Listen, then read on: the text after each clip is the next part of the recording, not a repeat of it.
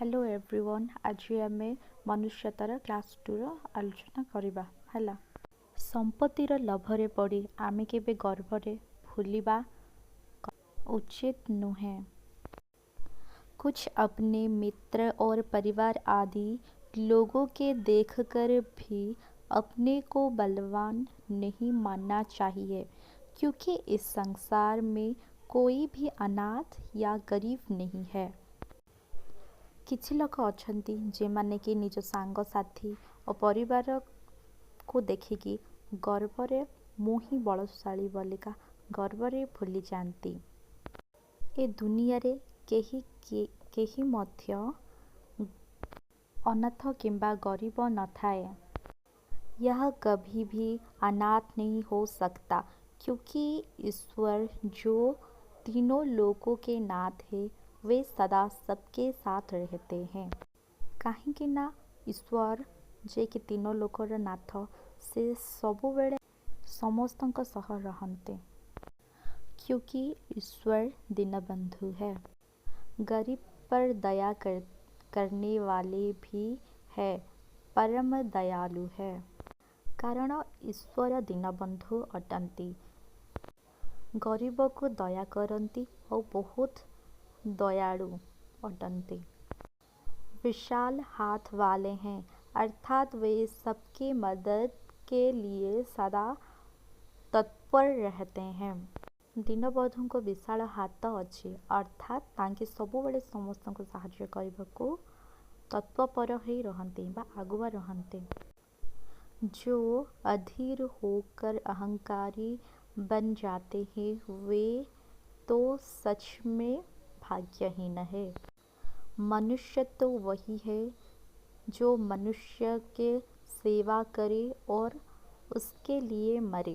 मनुष्य कहा को कुहा जाए ना, जे लोक मानकर सेवा करे आउ जे लोक मानक पाई मरे ताहाको ही मनुष्य बोलिका कुहा जाए। मनुष्य के लिए प्रत्येक मनुष्य बंधु है, परम मित्र है। मनुष्य पाई प्रत्येक मनुष्य तार बंधु और मित्र अटे। इसे हमें समझना होगा, यही हमारा विवेक है। एक ही भगवान हम सबके पिता है। वे पुरातन प्रसिद्ध पुरुष है, वे ईश्वर है।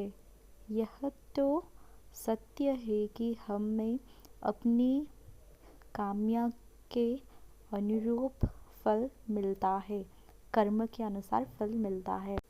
गोटे ही ईश्वर आम समस्त पिता, आउ कर्मर अनुजाई ही आमको फल मिले थाए।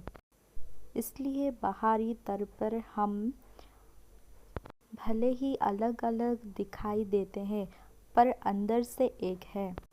बाहरी तौर रे आमे देखा को अलग अलग, किंतु भितरु आमे एक अटे।